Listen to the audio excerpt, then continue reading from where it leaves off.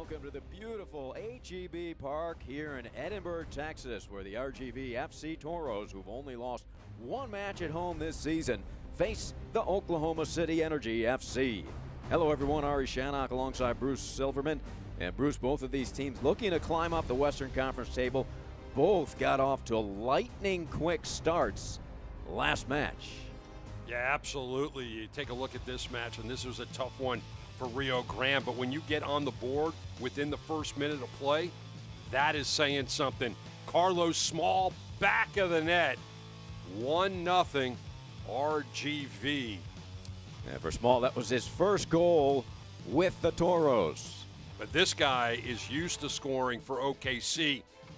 Valesky finds the side of the net, and that put OKC up 1-0 in the first minute of this match.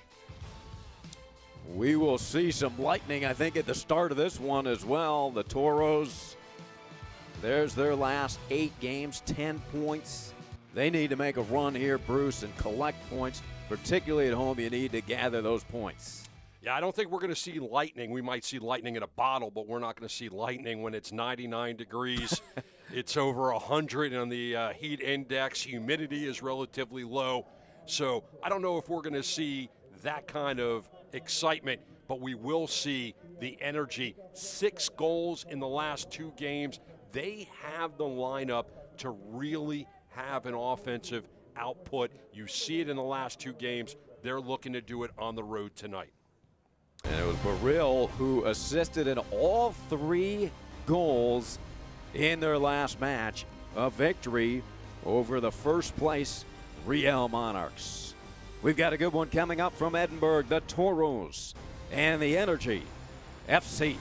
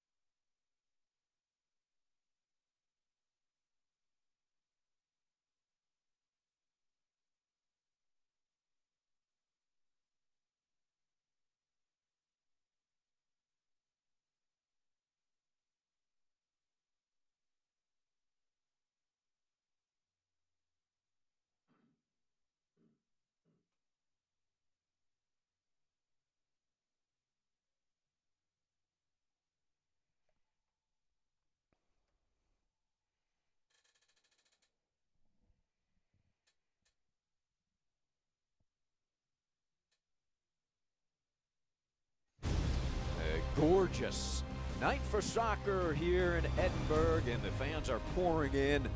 The Toro is ready. RGV FC Toros 3-8-11, 20 points.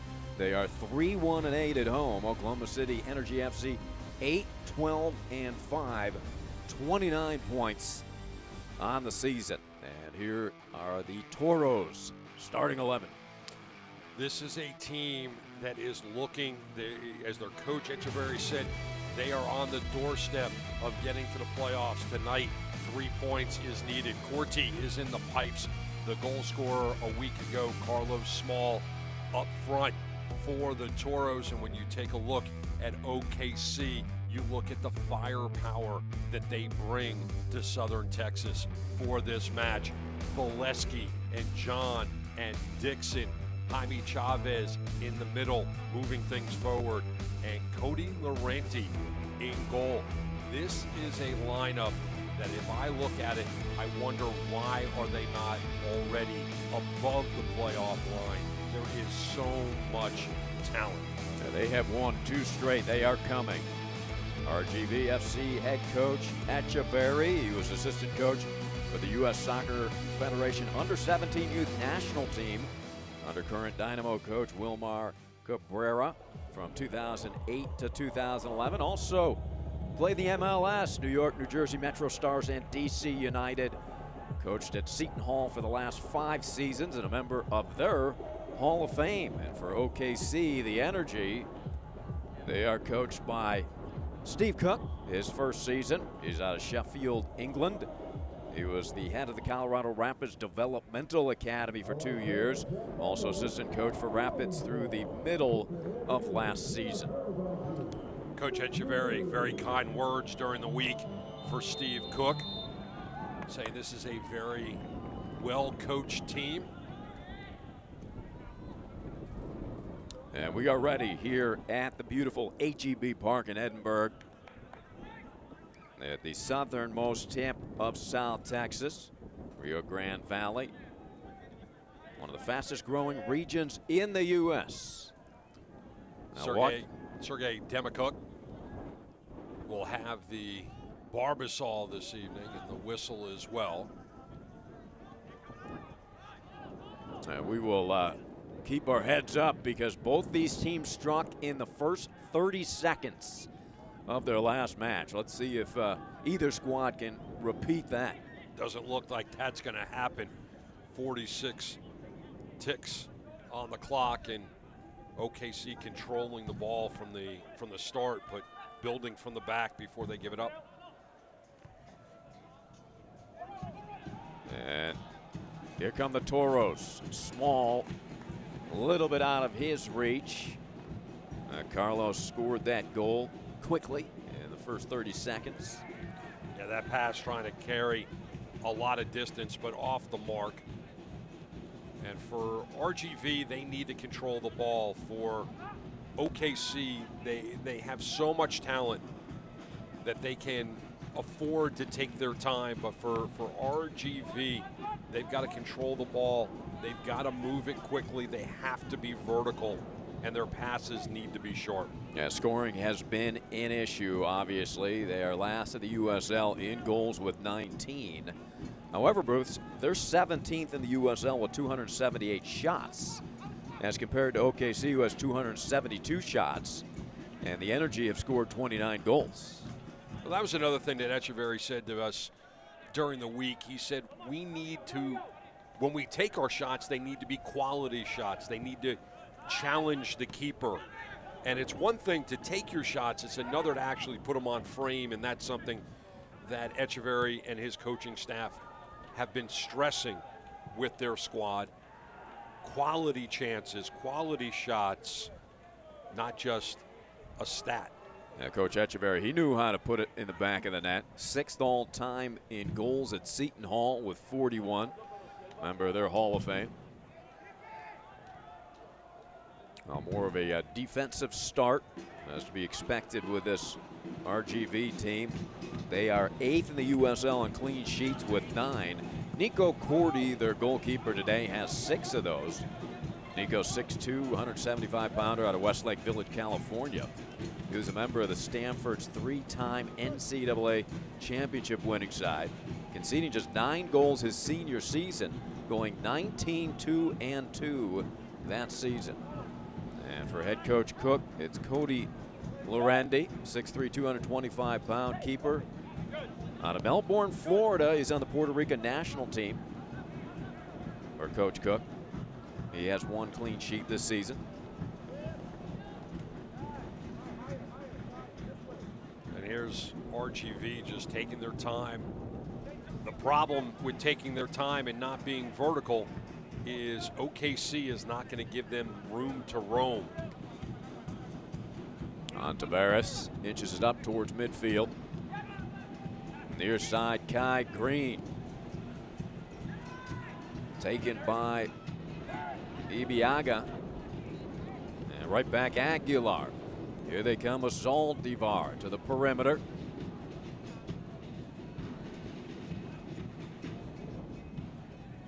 Building the attack. Bird to his right. And the whistle stopped play, a foul. Justin Chavez was able to kick it away and stop that opportunity. And that's what I was talking about, Ari. RGV has to move the ball faster because this OKC team can step in front and slow things down and knock it away from them. They need to make their own opportunities, and that means going vertical, going quickly, and trying to keep OKC on their back foot. Yeah, OKC very dangerous on the counter. Coach Echeverry afraid of that skill and ability of this team. Very explosive. Energy, they don't need to win the time of possession. As they did in their last match, winning 3-2 over first place Real Monarchs SLC. In that match, they only had 34.7 possession mark. Still won that match, Bruce. Yeah, and that's because turnovers have been a problem. Corner coming up, and Coach Echeverry worried about what OKC can do on set pieces. RGV has been turning the ball over way too much. We saw that a few moments ago when Justin Chavez was able to put a foot in front of the ball. It is how RGV reacts to the adversity, and here's their first test. And they gave up 3 goals on the road trip from set pieces. Burrill assisted 3 of them last week, but RGV survives this first goal kick, or excuse me, corner kick. And that was nicely done to clear out the garbage on that one because it was driven in. And we're going to have a set piece. Nope. Throw coming up as you see Todd Wharton, the captain there for RGV. That corner could have really been dangerous, and OKC just wasn't able to turn and get a shot on Cordy. But it was well done, and RGV did not panic to be able to clear that ball out. They have been solid defensively, RGV. There's a throw in by Kai Green. Kai in his 3rd season with RGV, joined the Dynamo for 2 games last season during the U.S. Open Cup. He played for Coach Echeverry at Seton Hall, did Kai. Great relationship between these two. OKC continues to claim possession. Yeah, you talk about the relationship between Green and Echeverry, that New Jersey connection here in South Texas, and this is what I'm talking about, Ari. Good opportunity there, 2v2, but that pass was led too far for the speedy Carlos Small. Aguilar was leading him in the right direction. We see this on the replay, and it almost looked like Small was trying to decide if he was going to be offside or not, and actually pulled up the brakes a little bit and wasn't on the fly for that one. That's one where you're running with the defender. You've just got to go and stay on the ball and hope that the flag stays down. Todd Wharton chipped into the penalty area, handled easily by Llorente, the Puerto Rican national team. But you can see the Toros are really trying to get Carlos Small involved early. The passes haven't been on target, but they're looking for him. Yeah, they looked for him right there, right in front of the goal. RGV able to keep it in, but controlled by OKC. And good speed here near side. Wharton gets it back. Wharton finds Zaldivar. Good ball movement right here by the Toros. 1v2, Kai Green will throw it in a hurry. He finds Perea, the young man out of Syracuse. Coach Echeverry calls him a definite bright spot this season for the Toros. There's the cross into the box, headed up into the air. Second touch bicycle attempt by Small. A little bit of interference there for Carlos. Small trying to do it from about 17 yards out. Didn't quite time it right, but it would have been spectacular if it had electrified this home crowd. There's Matias. That touch pass didn't connect. with Small. Alex Dixon, keep your eye on him, number 11. He has 7 goals. He and Velasquez both with 7 goals this season. And Christian Ibiaga is down. See if we get a look on what exactly happened. There is Ibiaga cut away there. You see this pass inside, actually looking for Aguilar on that one, and then you see the bicycle kick. And everybody's going to get a break inside of 10 minutes as Ibiaga, the veteran, is attended to. That was a good look at Coach Echeverry and Carlos Small, who he is so impressed with. His physique, his strength, his skills, a lot of firepower, and I think one of the challenges for Carlos is getting him into 90-minute match shape, Bruce. And we may be seeing a substitution early on here. Looks like Richard Dixon is getting loose, the Jamaican. There's Callum Ross. So very well could be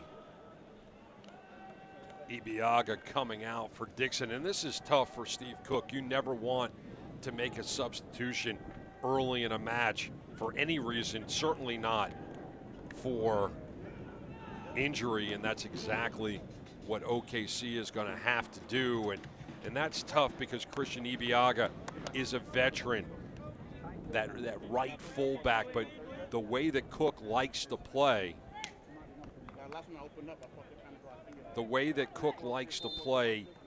the opportunity to have healthy, fresh legs in Dixon, and Dixon team up really, really well on that right side. So you got Alex as the striker up ahead, and you've got the other Dixon, Richard Dixon, behind, and the way that they will push forward on that right side. So Ibiaga is done for the night. We hope that Christian is okay. The former Duke Blue Devil has 2 goals and 1 assist on the season, and he is done for the night. Replaced by Richard Dixon. That ball sent it well over the goal, off target. There's Christian. You don't want to see him putting ice on that hamstring, Bruce, but that looks like the area. Yeah, not sure at this point whether it is a strain or a full-blown tear. The way that he got up off the turf on his own power would say that it was probably strained, but enough to know, and he's a veteran, to know when to come out of the game, because there's still plenty of season left to go, and the Energy certainly need his services. Laurenti directing a little traffic. Pressuring is RGV FC. They have come out intense, haven't they, Bruce? I like their energy. And speaking of the energy, here they come. OKC, this cross is headed away deep into the corner. But you also see, as that was headed out, you see where Alex Dixon was, not Alex Dixon, where Richard Dixon was on the pinch. He was all the way up. Flag goes up, but he was all the way up to lend support on that one.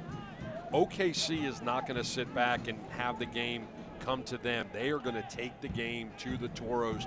The Toros are going to have to answer to it. It's like I said before, Toros have to be vertical. They have to move forward, and their shots have to be quality on Cody Laurenti. Coach Echeverry very fearful of this talented OKC team. He said they can put the ball in the net in the run of play or offset pieces. They know where to hit the lanes, and a terrific counter-attacking team.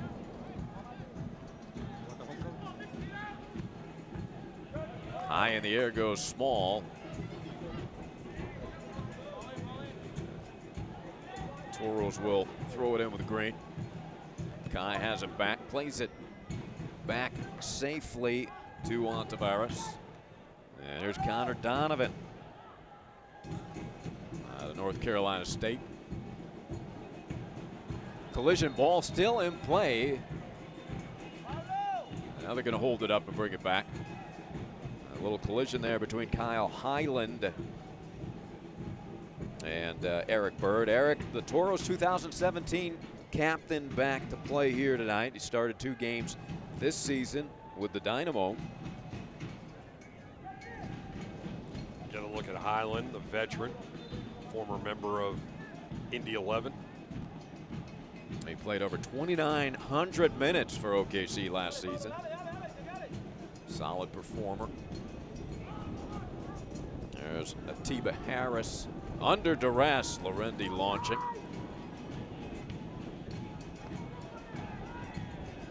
Green able to head it away. Correa.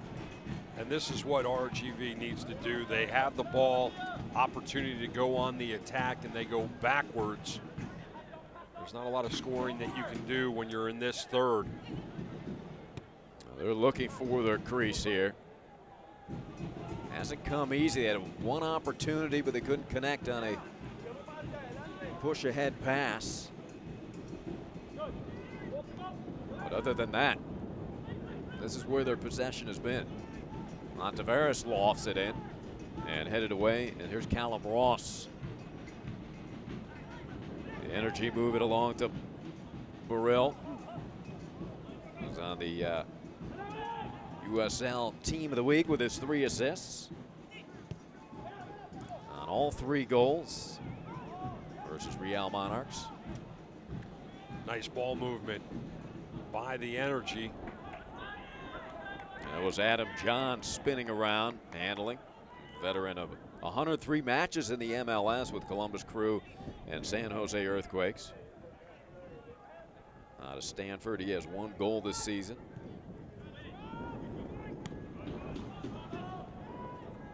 A lot of firepower on this Energy team, and going back to your remark, Bruce, with the talent that they have, certainly you would expect them to be in that upper echelon.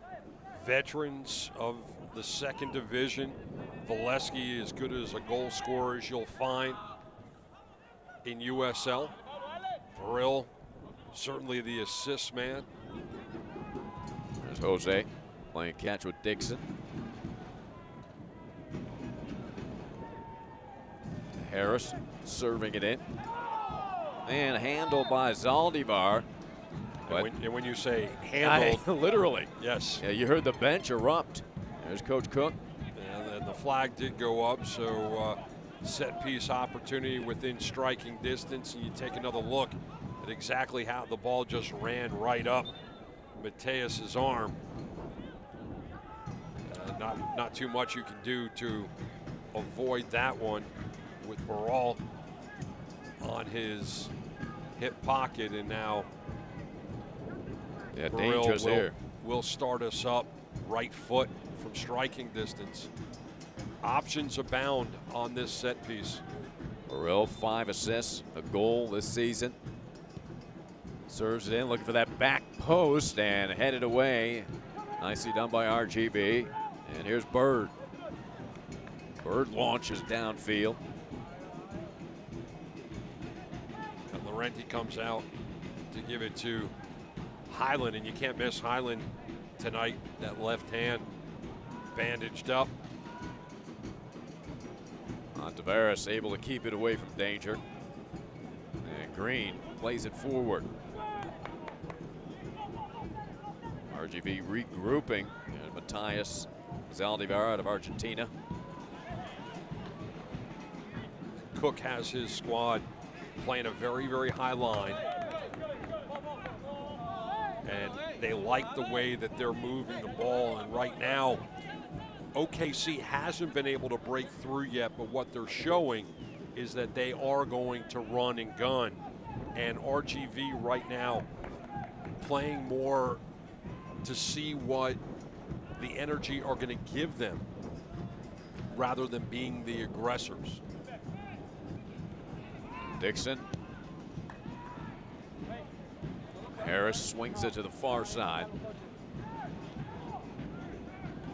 That found the feet of Drew Becky, and the amazing thing about Drew Becky is just a few months back he had a heart attack, and now back playing for the Energy. Remarkable story. Talk about efficiency. His passing accuracy at 86%, Drew Becky. He's one of the best center backs that you can find at this level. And there's Highland. And here comes the Energy. RGV retreats. And numbers forward right now for the Energy, exactly what they want. Valesky is trying to be the target man. It just doesn't get to him. Good pick by Anaveris and cleared by Zaldivar. But right back to Callum Ross out of Newcastle, England. They produce a good product out of Newcastle, England. We're approaching the 21st minute, and a collision and a foul. And that's just a silly foul by Perea, trying to tie him up. And even when RGV tries to clear it out, they're not clearing it out with quality. And what's happening is they're putting the ball right back at the feet of OKC, and OKC is going to come right at you. And this one a little bit farther than the last time that OKC had a set piece. He plays it to the sideline to Burrell.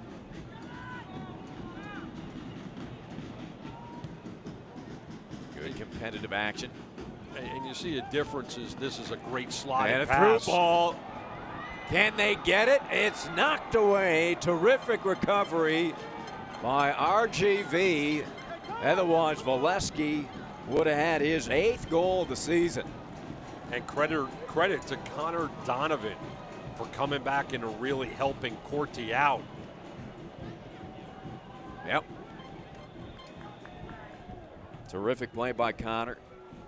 There he is. Also sliding in there was A.J. De La Garza, who has just returned from a 10-month absence after an ACL tear. Good to have him back. Corner kick. Aguilar lost it. There's a shot. Rebounded and wide right. As that was struck in by Valesky. Christian, terrific goal scorer. Great ball movement.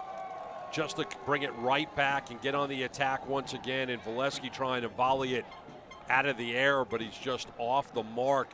But Ari, what I keep going back to is RGV, even when they clear it out, they're not clearing it out. They're giving it right back to OKC. And OKC only has one direction, and that is vertical. It's what I talked about RGV needing to do in this game.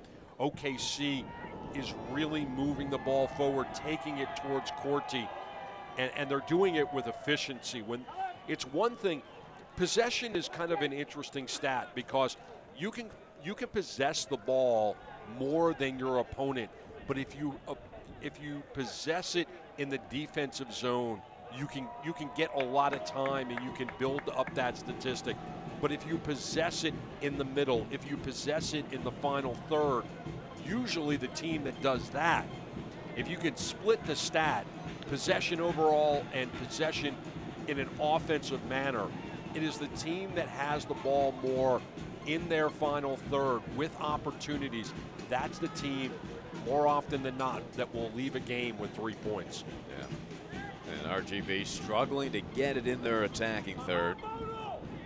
Again, we go back to that note. OKC 2-2 in matches this season when their possession is under 40%. And they beat first place Real Monarchs despite the 34.7 possession mark. Goes back to what Bruce is talking about. OKC does have that terrific ability on the counter as well. Makes it easier for them. And it's not like RGV hasn't had counter opportunities. It's when they've had them, they've gone backwards rather than just trying to send it right through the gut. Eric Bird spinning to his right. Beautiful pass. Collected by Aguilar. And here's Small. What? And offsides. When the Toros start to time their runs better, and it's difficult. You know, Carlos Small, you talked about his first goal in that game last weekend.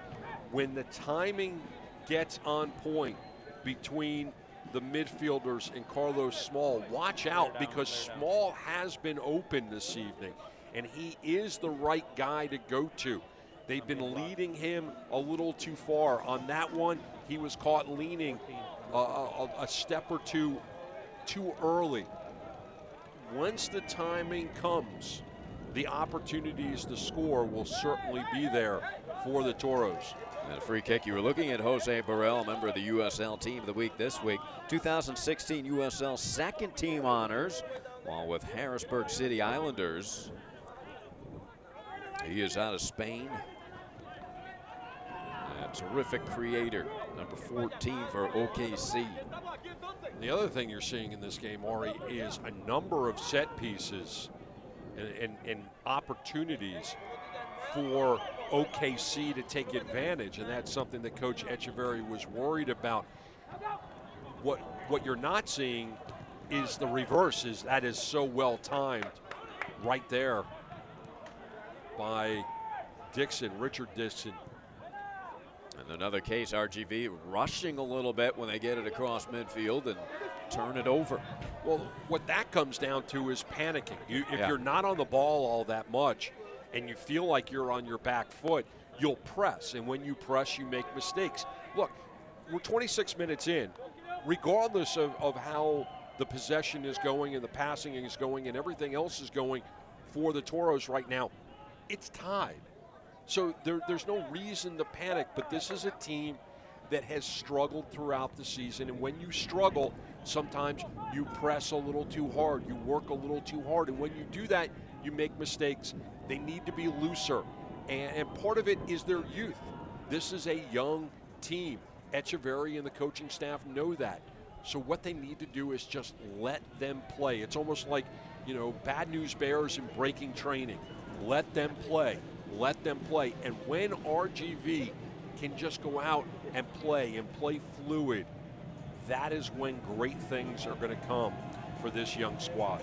Yeah, a little tense when you're last in the league in goals with 19. Although they have been good here at home. 3-1-8 here at home.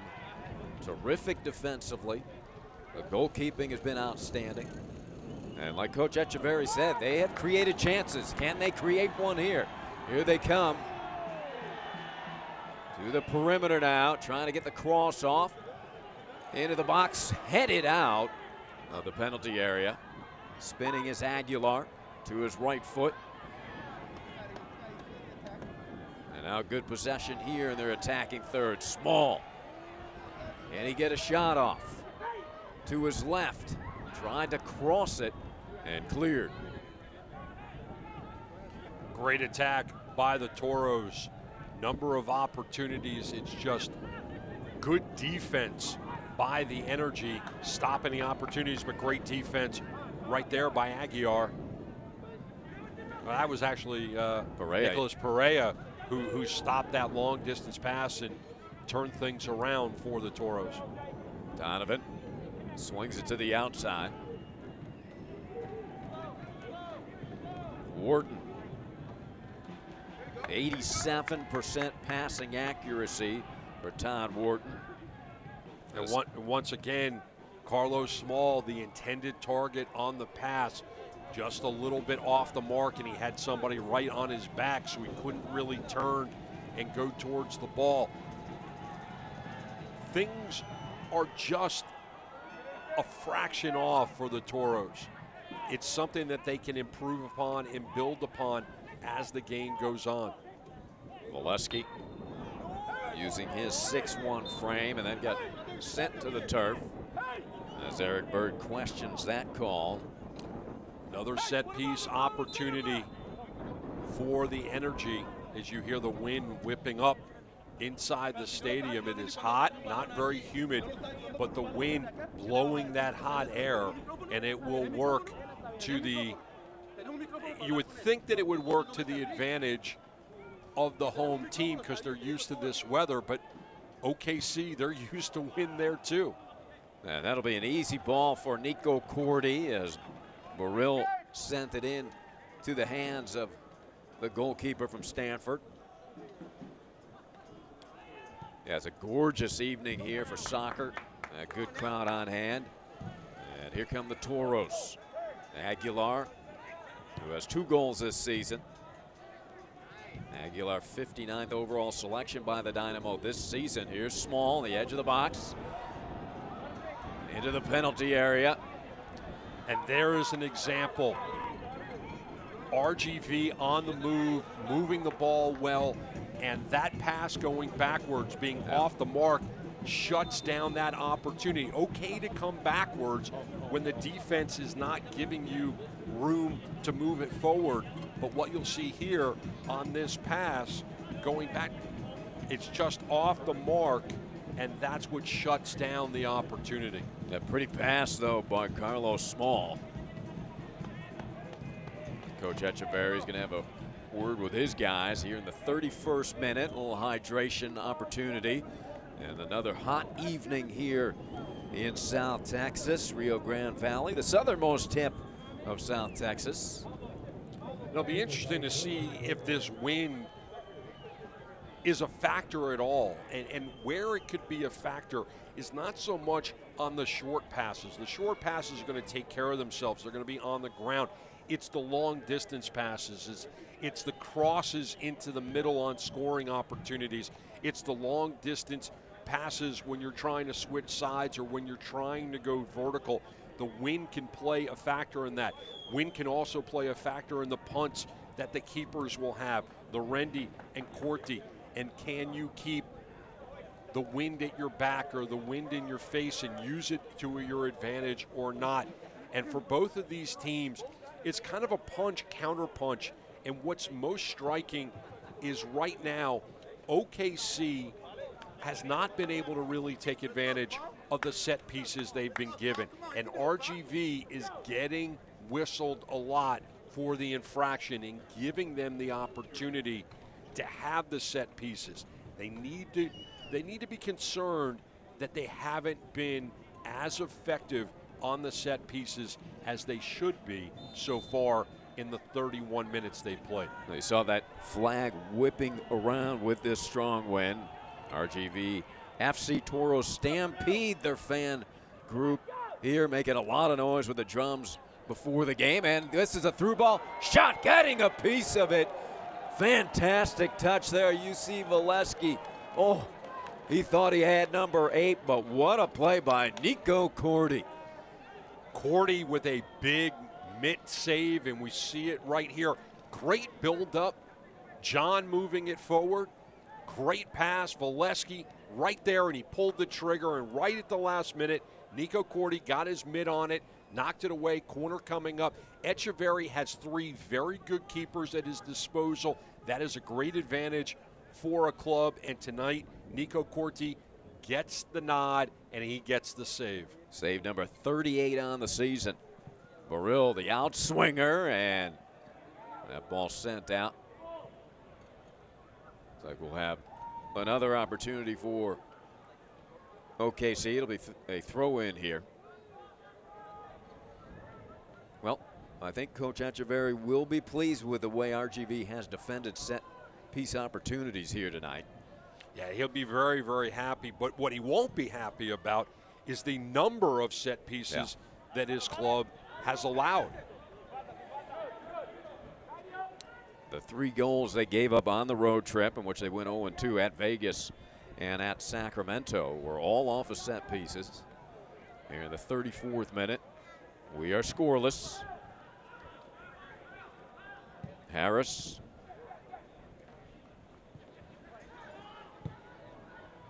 Harris again sends it in. And look at the speed by Alex Dixon. He is electric. Into the box, a strike, and a goal. So Christian Valesky gets on the board. He was just barely denied a moment ago by a terrific save by Corti, but not this time. Valesky with goal number 8. And this all happens because of solid passing, moving the ball station to station. Burrill forward. You denied him a moment ago. He will not be denied right there. Valesky in the 34th minute. A beautiful find by Burrell. Yet another assist for Jose. That is number 6. And now assisted on the last 4 goals has Burrell. Valesky putting it in the back corner. No denying that one by Cordy. And Valesky, you know, if you're RGV, that Valesky is the target guy coming off of that left. And the more that the ball is at his feet when he is looking at the goal, the more chances OKC is going to have. And the passing lanes that RGV has left open has been troublesome for that squad and opportunistic for the Energy. Well, now we can have to see if RGV can come from behind. Here's another opportunity. Dixon shot and a score. Alex Dixon. How about that? He is now tied again with Valesky with 8 goals apiece as the tandem battle for the scoring lead of the Energy FC. They both have 8 now. And another great buildup, this one over the top, and just the rocket shot off the laces. Got some great English on this ball, but the way that he corralled it, brought it to that right foot and found the back of the net, really impressive for Alex Dixon. And Alex has goal number 2, that one coming in the 36th minute, and this is going to be a tough hole for the Toros to dig out of. Oh, Alex Dixon, so talented. Coach Echeverry very concerned with him coming into the action. He said everybody around the league is concerned with this guy. Local product really out of Bay City, Texas. He was signed out of the UNC, North Carolina, by the Houston Dynamo in 2011 as a homegrown player. He now has 8 goals on the season to go along with 3 assists. And now if you're RGV, who you've struggled to score, you know, what's the message here? You're down 2-0 here in the first half. Again, got to go back to the basics and the fundamentals. Number 1, the passes need to be more accurate. Number 2, you got to be vertical. And 3, you can't have silly fouls like that. Now, granted, OKC has not taken advantage of the opportunities with these fouls, but you keep giving them better and better chances when you give them an opportunity to start up a play. For OKC, they just need to keep doing exactly what they've been doing because it's all working right now. But for RGV, they're just a step off. Their passes are a foot off of where they need to be, and they need to be more aggressive. They're still not moving as fast as they could, and they need to continue to go forward like this. The problem is that this isn't the first time they've gone over the top and missed the mark, and that's the tale of the 2 teams right now. RGV over the top misses the mark, and you saw a moment ago the Energy go over the top. Alex Dixon right at his feet, gathers it in, puts it on that right foot and finds the back of the net. There is how these 2 teams are a dichotomy of each other, and the reason why through 38 minutes it is a 2-0 game in favor of the visitors. And this is a very confident team. OKC Energy FC looking for their 3rd straight victory. The last victory over first place Real Monarchs SLC, 3-2. It was a late goal by newcomer Monty Patterson to lead them to that victory. Now this is the team. This is a team on the rise, Bruce. I don't think you know, anybody really wants to play OKC at this point. Well, this is a team that the second that Christian Valesky joined this squad, they got much, much better. They score goals, and you talked about it. Valesky's got 8. Dixon has 8. And this is a team that's dangerous because, number 1, they can score goals, but number 2, they're very, very good on defense. And if you're very good on defense, even though their goal differential is not there, if you can score goals and you've got a quality, experienced keeper like Cody Laurenti, and you've got the back line that they do and the experience that they have, with Highland and Becky and Harris and Ibiaga, and then replaced by Dixon. You've got experience and you have defensive-minded people there. And then you have Justin Chavez in the middle of the midfield, who is a defender by trade and has become more of a midfielder this season under Steve Cook. Tavares with Connor Donovan. As RGV tries to organize here. The Toros 3-1-2 all time versus OKC. 2-0-1 here at home all time. The Energy did win the first meeting back in June of this season, 3-1, and this game starting to look a little similar to that one. But this would be the first victory in franchise history for OKC here at RGV. And this is not an easy place to win, even this season. Only one defeat this year at home for the Toros. 11 games with points, but that story is a little skewed as that shot is well off the mark from distance. The stat is a little skewed because it's 3 wins and 8 draws. And when you're a team that gets points at home, the big issue, and I talked about this with Coach Echeverry, the big issue for the Toros is how do they turn those draws into wins? Because if you go in there and take 8 of those draws and make 4 of them wins, all of a sudden this is a team that is very much in the playoff picture versus a team that wants to play themselves into the playoff picture. We're in the 41st minute. Long ball collected by Aguilar, dynamic player. He's fighting for it, keeps it alive, pokes it back. Perea now pushes it to Zaldivar. His cross into the box. And a battle kept in by OKC. Tavares, they will reset. Another great opportunity, another good build-up by RGV. But what happens is when the initial attack goes into the box and it gets knocked away, then they kick it out. But instead of working the build-up back into the penalty box, what they do is they take the shot from distance and the opportunity ends. Let's see if they can do something different here. Nice pass by Aguilar. They send it back. Bird pushes it to the outside. The cross.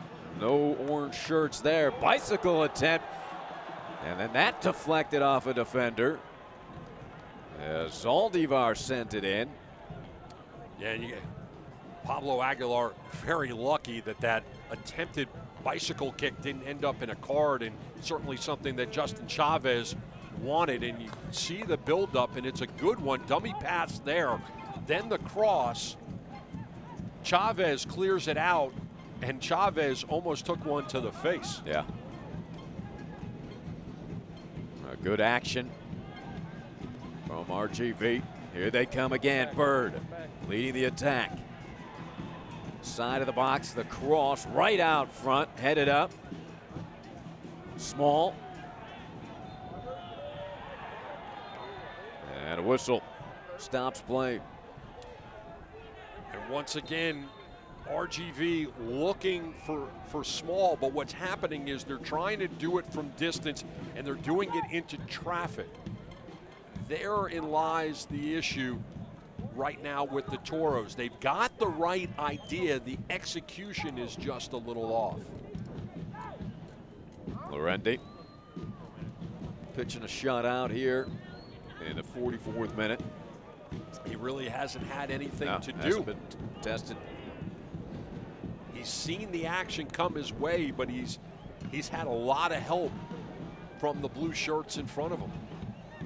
RGV through ball. Will it get all the way through? Just getting a foot on it. Back there was an FC defender. It was Drew Becky. Yeah. And the captain did his keeper right on that one. Better action here for RGV. Let's see if they can put one in the back of the net before halftime. That would be huge for the Toros. Wharton trying to find a lane here. Tavares directing traffic.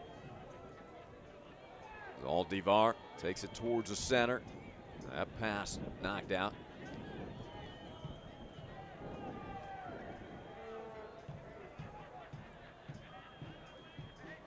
In the 45th minute.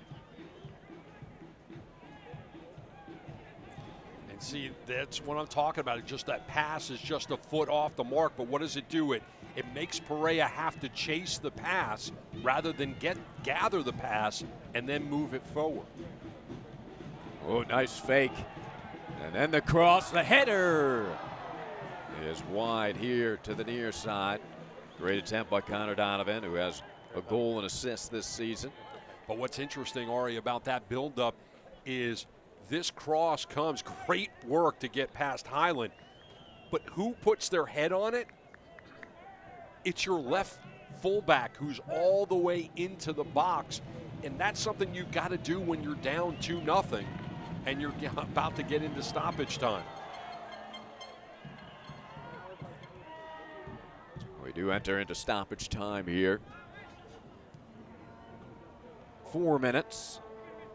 4 minutes of added time for your viewing pleasure, and for RGV, it's 4 minutes to have some momentum that will bring them into the locker room.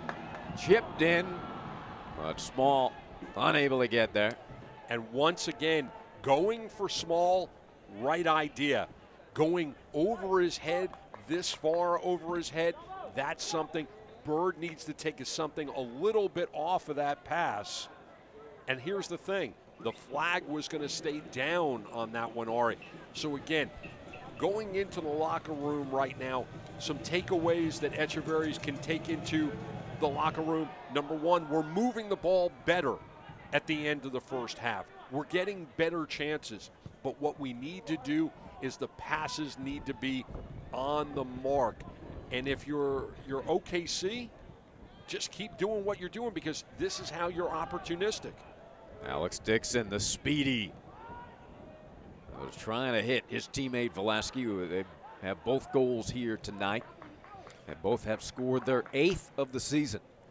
And you also have Alex Dixon. Burrell had the assist, but on that one, Dixon trying to lead Valesky, and now Burrell again to Dixon, the cross. Before that shot whistle blew, offsides. So OKC, they're taking advantage of everything that RGV is giving them. They're moving the ball very efficiently. Even though Dixon couldn't find Valesky on the run, the idea is there.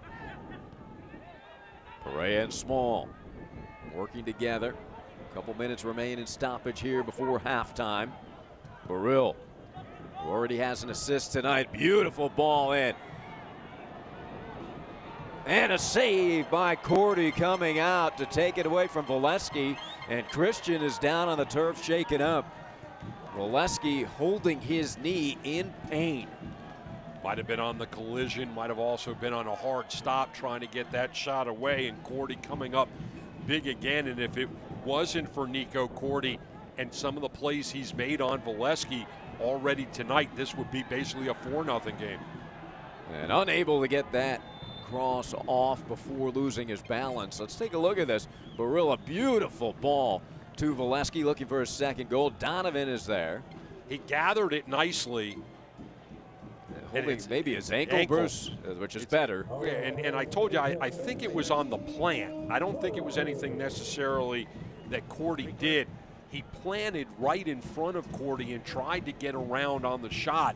And when he did it, I think it could have been, let's hope it's nothing more than a high ankle injury and not that he broke something, because that would just be horrible for OKC and for Valesky. Valesky having an excellent season, and how Valesky goes, OKC is gone, and you see they're trying to work on that ankle, and right now stretching it out. Yeah, he's moving it, so maybe just a turn, hoping. They've already lost Ibiaga tonight, and they lost him in the first few minutes. Let's see if we get another opportunity to take a look at this. He turned, and when he turned, so maybe what Cordy, happened was the plant foot which is the foot that he's worried about. The plant foot got down. He tried to come around with the right foot, and the plant foot kind of stayed there. The good thing right now for OKC and for Valesky is you get another look at this. Slow it down right even there. more. You see that plant foot did not move. The toes did not move as he brought that swing foot around. The good news for OKC and for Valesky, they can go to the locker room and assess him right now. Yes, they have to play down a man on this corner, but an opportunity to tape him up and put him back in if he can go. Yeah, great opportunity here for RGV. The corner, they keep it low on the turf. Can they get a shot off? The strike and a score! Goal for RGV. Donovan with his second of the season. And you have to wonder, one man down for OKC, does that contribute to the opportunity to get that goal? And this was well played to just keep it in the area. Who got that, Zaldivar? Let's check it again. Donovan had the first touch. On to Ferris, and then poking it in. I believe it's Zaldivar. Matthias Zaldivar with his second of the season.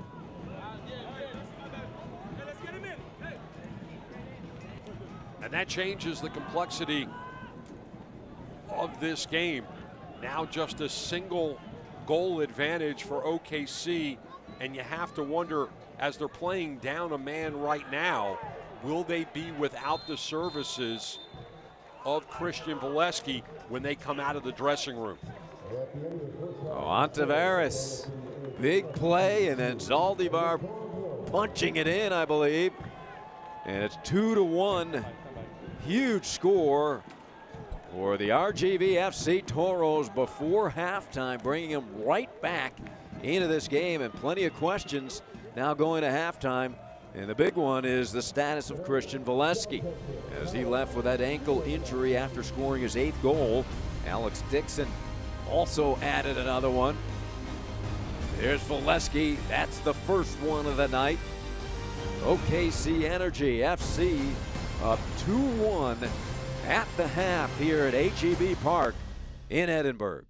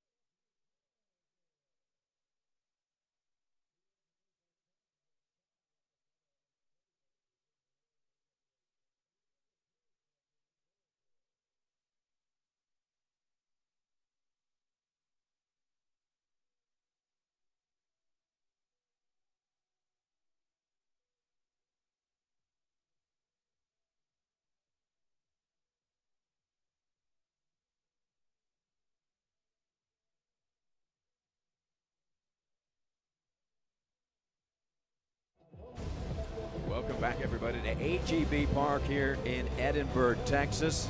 Let's take a look at the Western Conference standings, Bruce. You can see both teams have work to do.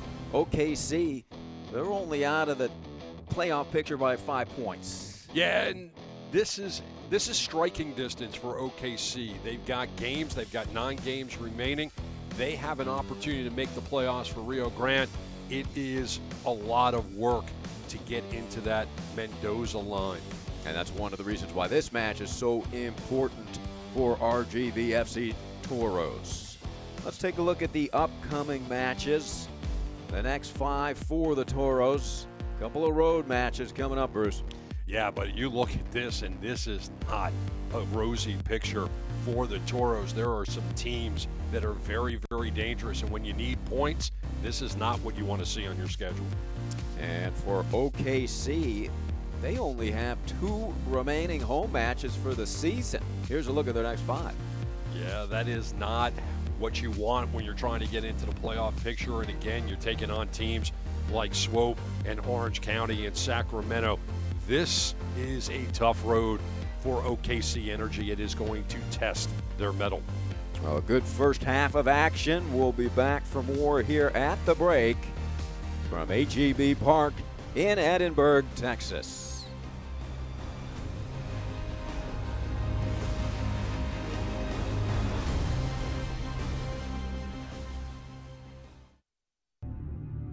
Cochran tonight appearing in his 71st career match with San Antonio FC. He's been with the club all 3 seasons, most consistent there on the back end.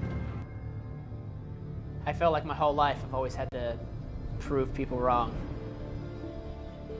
Getting cut from the state ODP team when you're 13 because you're too small, and then in your club team you sit on the bench until you're 16 or 17 years old because you're too small. Everything kept referring back to you're too small.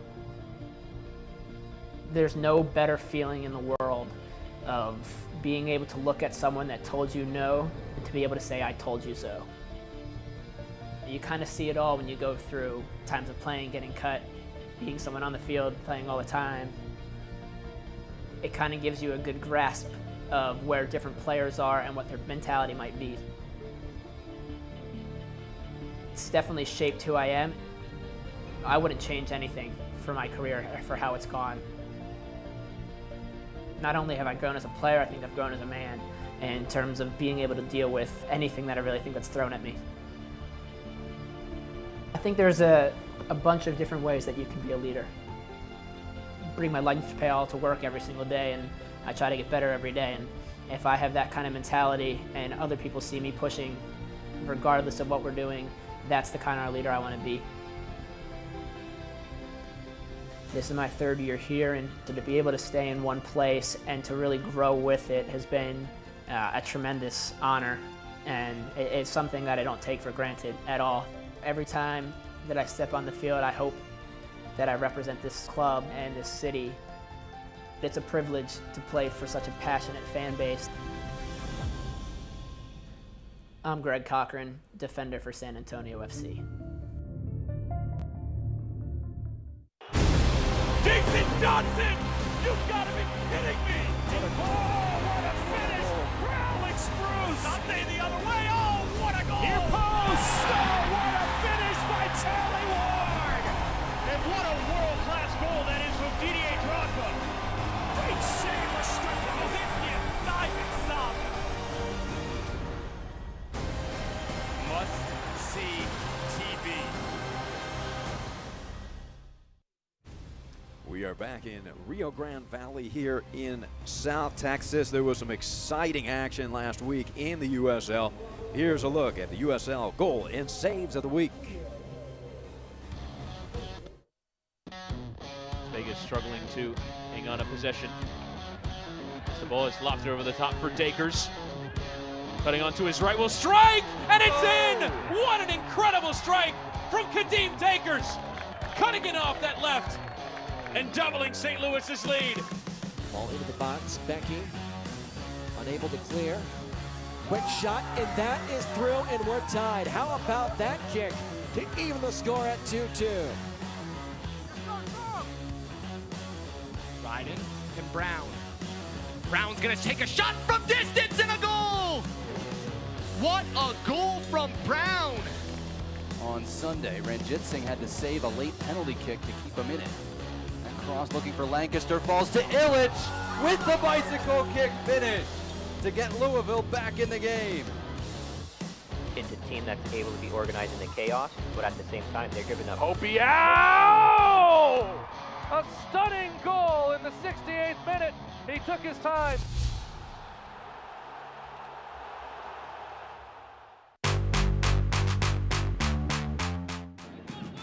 Howarth, that's a great shot, and an even better save from Matt Pickens. It was on a rope. With the swing on the follow-up, here's Tater, here's Bachem, a block and a big save by Tyler Derrick. Flag stays down, Wolf falls into the air for 4! And the save is produced by Fedinho, but it's opportunity stuff for Culbertson, and Fedinho recovers!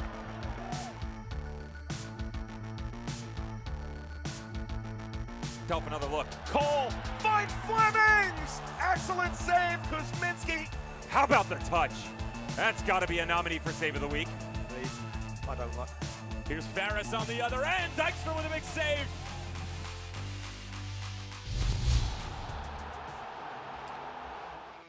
Another tremendous week of action in the USL. Here's our soccer news and notes.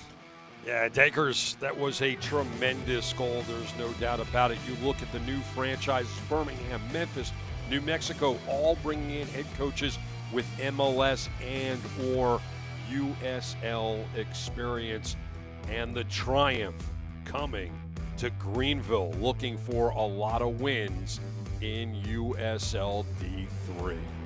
Welcome to the USL, some quality cities arriving in this awesome league. We will be back for second half action, the Toros and the Energy FC.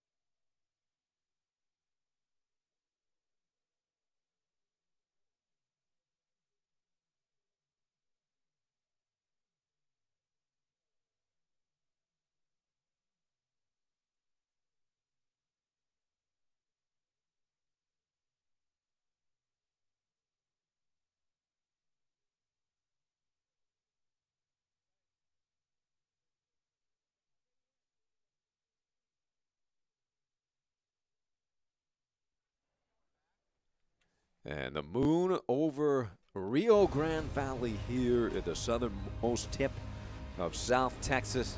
2-1 our score. Everybody having a great time here at HEB Park. Let's take a look at the first half highlights. There were many, and here's the first. Yeah, opportunities abound, and you see the opportunity there that goes wide left for Valesky, and it was the first chance we saw Nico Corti come out of his office and make a big save. A little help from his friends, Donovan.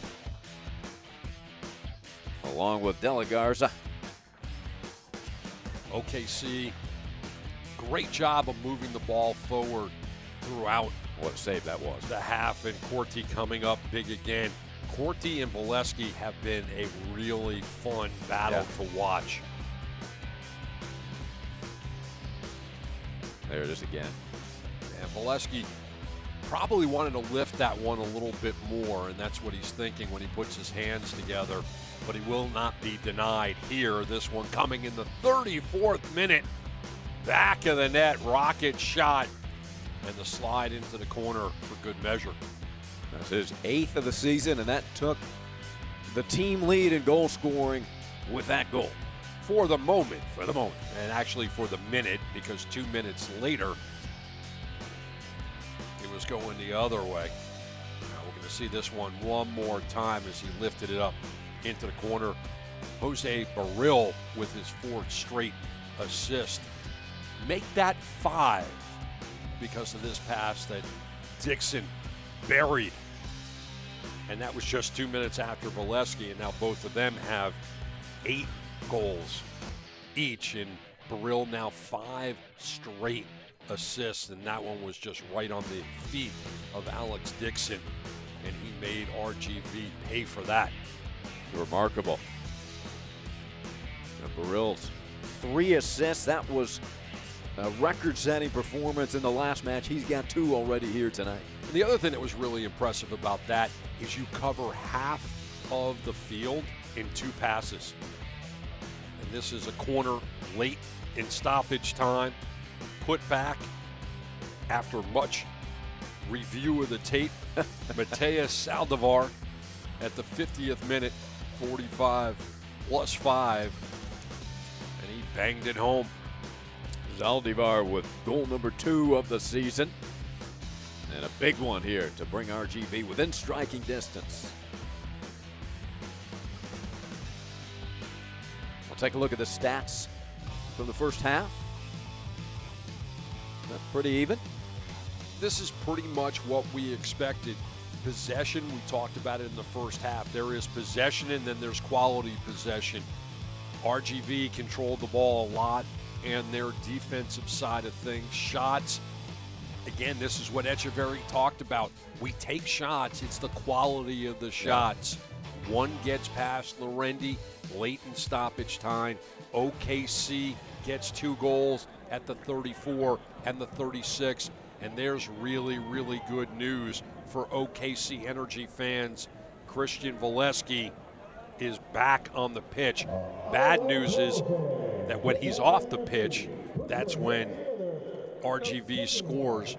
So now Valesky and his goal, Dixon and his goal, left side, right side, back on the pitch together for Cook and company.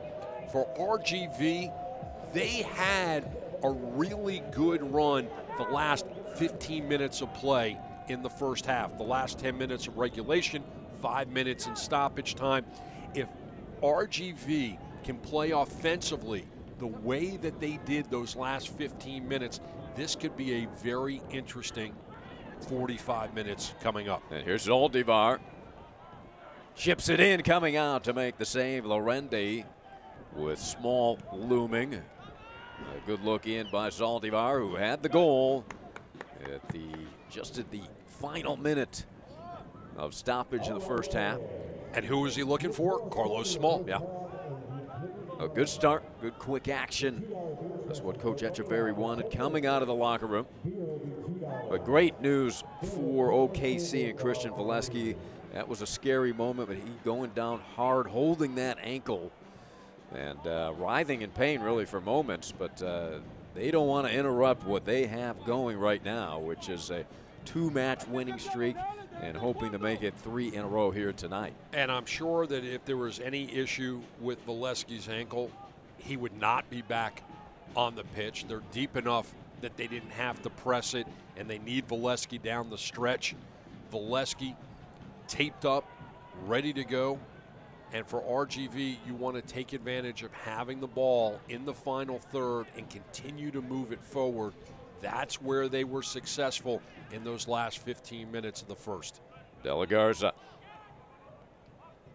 Just getting back from that torn ACL. Played his first match last week in 10 months. There's Perea. He can be a playmaker with the left foot, but deflected away by Harris. But there's no reason. There's no reason to do that. You're controlling the ball. The numbers are in your favor. You have friends to the left. You have friends to the right. To pull the trigger from distance with a defender in front of you, I can see if you want to pull the trigger and you've got nothing but the keeper in front of you, that's one thing. But if a defender is in front of you and you're still going to take your rip, you might as well pull it down and continue to pass it around and try to find an opportunity to get it past Lorendi rather than just trying to take a shot from distance for the sake of taking a shot. That one served in, but nobody there, and chested by Highland back toward Lorendi. But we had some very pretty passing on that build-up by RGV. They look sharp here to begin the second stanza. Trying to find that equalizer. Such a huge goal before halftime to lift their spirits. That was just their 20th goal of the season. And Highland, heavy touch on that one, so a throw in a dangerous position for RGV. Bird. De La Garza. Nifty pass. Bird launches it in towards the far post, but that will sail over everybody. You know, Ari, we talked at the opening of the half. RGV, if they could play the way they did in the last 15 minutes of the first, they could play themselves back into the game. What I'm seeing so far is they're playing exactly the way they opened up the game. And that was not effective for them. They weren't moving the ball as efficiently. The passes were off the mark, and now they've gotten right back to it. They need to move vertical. That's a good thing. But the passes need to be on frame. And instead of going over the top and trying to make things happen on crosses, they need to keep the ball on the ground, move station to station, and take their chances on Lorendi. The effectiveness that they found in those last 15 minutes came in that recipe, and that's the recipe that they need to put right back into the oven. Well, they come up with good energy, certainly. Their buildup has been good. Here's Zaldivar. De La Garza in the attacking third, gets it back to Zaldivar. His cross, and headed up in the air back to the near side. But high in the air back to midfield. They're right there. Oliveris under pressure. And that last buildup was a solid buildup. Passes were good. The cross was good. Just well defended as Connor Donovan does a good job to keep the ball in play and keep the possession with the Toros. Zaldivar having a terrific night. We'll get the call, to the disgust of Valesky and his teammate Justin Chavez. And Valesky is going to, if he's not careful, he's going to work himself right into the book. And he was just told by the referee, that's your last opportunity to talk back to me. The next time you're going to be in the book. And that's the penalty. That's the booking that all managers just really can't handle. It's one thing if it's on a hard tackle, if you're late. It's another if it's just for jawing with the referee. Yeah. And a steal. Terrific interception there. Here comes RGV. Zaldivar, beautiful fake. Back to Bird. Bird finds De La Garza. He serves it up, but it's deflected off a Highland. And collected by Lorendi.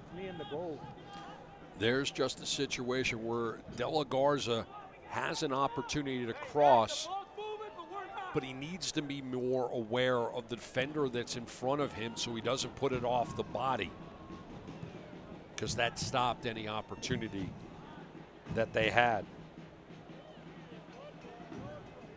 We're in the 52nd minute, 2-1 OKC.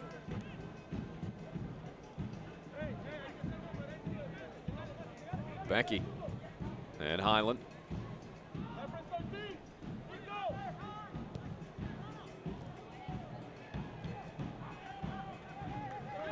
surveys.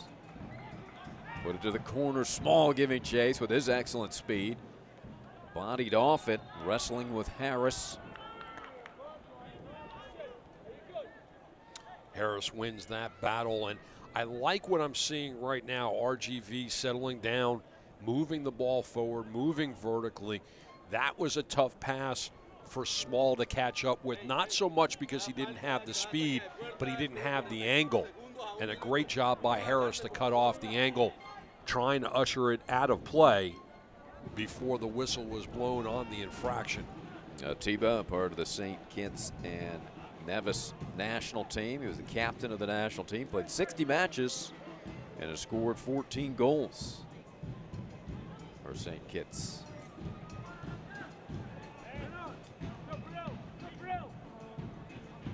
Aldivar has been in the middle of the action all night long for the FC Toros. The Argentinian scored his second goal of the season. He came into the action with 111 duels won, 22 key passes.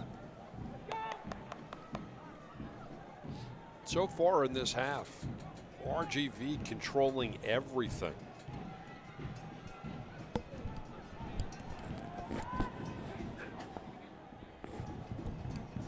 Looking for Small, but broken up and headed backwards precariously with Small in the area.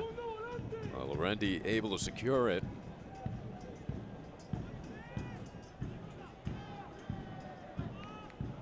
Directing traffic, no rush for Cody. Out of Melbourne, Florida, and part of the Puerto Rico national team.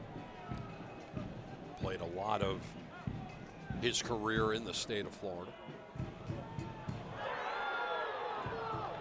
Guess who? Again, Valesky with his second. And a quick counter, that's what Coach Echeverry was fearful of. That is goal number 3. 2 for Christian Valesky. He now has 9 on the season. And that brace coming in the 54th minute. And there was a little flick. Just got around the defender to get a foot on it. And no residual effects of that ankle injury that happened in stoppage time at the end of the first. Boy, just a beautiful volley there. And assisted by Alex Dixon, who has the other goal here tonight. Now, what a dynamic duel those two guys are. Dixon now with his 4th assist. They actually scored a goal that wasn't assisted by Burrell. And yeah, Jose Barril's assist streak ends at 5. And I don't think he's even remotely worried about his streak coming to an end. We talked about how in the last 2 games, OKC had scored 3 goals in each of them, and now 3 goals already 55 minutes into this game. And what's difficult about that for RGV is they have played very well in the second half. They've been the aggressors in the second half, but yet they still give up that goal. Dela Garza keeps it in. Yeah, absolutely. Well, Coach Echeverry very fearful of the counterattack, and that time they were hit quickly by the prowess of OKC Energy FC. And this is what I'm talking about. The build-up has been there. The control and the possession has been RGV's in the second half, and it's been in a quality position to have that possession. In the first half, they had a 60-40 advantage over the Energy, but the difference was it really came in their defensive zone. It came in the middle of the pitch. It didn't come on the offensive side of things. And this is a different tale in the second half. And here's a build-up by the Energy. There's Highland with the left foot. Puts it back towards the back post, but nobody there.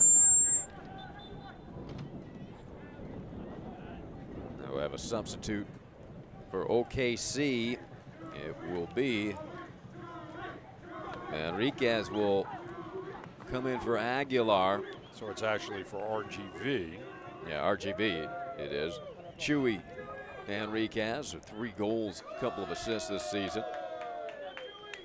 Oh, Aguilar's night is finished. Gets a couple of high fives at his bench.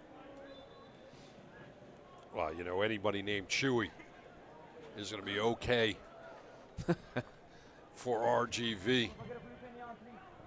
He's got the orange flame in his hair. Matches the RGV uniforms. Sharp unis. The FC Toros. Easy ball here for Lorendi. His team up 3-1. Cody came in with 1 clean sheet.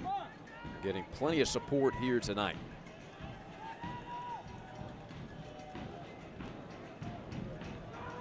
RGV will try to answer here quickly. They had a momentum, really a hop in their step. They appeared confident here throughout the second half, Bruce, after the late first half goal. That Valesky goal kind of deflated them a bit. Here's Small. See if they can re-energize. And that was just enough of solid defense by Justin Chavez to slow Small up and force the turnover. Callum Ross. Small giving chase. Be interesting to see how long that he plays here in the second half. Coach Echeverry still trying to get him into 90-minute shape. He just saw something that he didn't like, and he wants to have the conversation with his squad about it. That's the interesting thing, too, about the game of football. There are no timeouts. So if you want to communicate with your squad, it's almost like the game of telephone. You've got to tell one guy, and he has to tell somebody, and he has to tell somebody. And it's the speed in which that message can get across the pitch so that adjustment can be made from manager to players. Drew Becky with the left foot, long ball, and unable to collect it was Dixon. RGV is going to sub another player. Looks like Sullivan, Sheldon Sullivan, the 68th overall pick by the Dynamo in 2018 Super Draft out of University of Virginia, will replace De La Garza. He also is getting back into full game shape after returning from the torn ACL. So Sullivan, who comes in with 81% passing efficiency, going to be a good one. 61st minute. OKC with their 3rd goal of the night here early in the second half. There you see the first half scoring summary for OKC. Valesky and Dixon. What new? Those 2 guys putting it in the back of the net. Valesky tallies another one. Here's Aldevar at the end of the first half for RGV. And Justin Chavez shaken up on that one.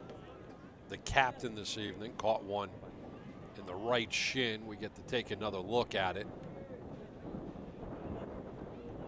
as he gets tangled up. Justin Chavez has really come on as he has gotten older in this game. Now the captain of this team, his hometown team. Yeah.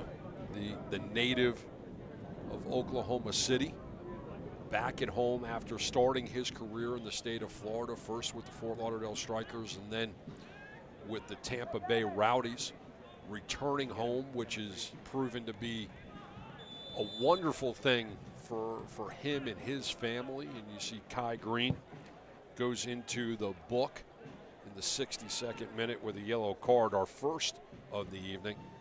Chavez, whose mother is beaten breast cancer, loving the fact that he's come home to play here for Oklahoma City, and then also Justin recently getting engaged. So everything going Justin's way right now. Captain, home, mother beats breast cancer, engaged to be married. And out of all of that, not only has his game become much better, he's become a much more full-bodied footballer, but now he's a leader. And I've always known that Justin Chavez was a big-time leader on the pitch, and now being rewarded with the captain's badge by Steve Cook. Yeah, good story for Justin out of the University of Tulsa. So Kai Green with the yellow card. And that changes the complexity a little bit. You're down by 2 goals, and your central defender can't play as aggressive as he wants to for risk of being sent off.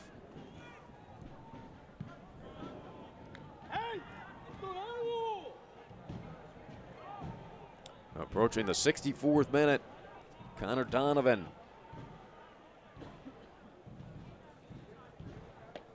Who leads this team in blocks with 18. Right now it's the RGV offense which will be challenged again here, trailing by 2. This is Chuy Enriquez. He's a spark plug. Sent to the turf was Sheldon Sullivan. That'll be a free kick upcoming for RGV. But a little too far to go right at it, as you see the whistle went against Richard Dixon. But they will set it up and send it to the mouth of the 18. And they need to be efficient on this set piece if they're going to find their way back into the game. Serving it in, beautifully done. But well defended by OKC. And this is important because they get the rebound and they get another chance at it. But the opportunity that they take with that chance ends the drive. And that's a term that you really use in American football, is the drive, and the drive is over. But what happens here, by sending the ball long and sending it is now RGV making their third and their final substitution. Etim is going to come in for Small here in the 65th minute. Yeah, Monday team out of Nigeria comes in, so Small goes about 64.5 minutes. Was hoping to find his second goal of the season. He certainly was the target man earlier in the evening. Going back to the analogy between American football and soccer, when you send the ball forward like they did with nobody home, it's like going 4 and out.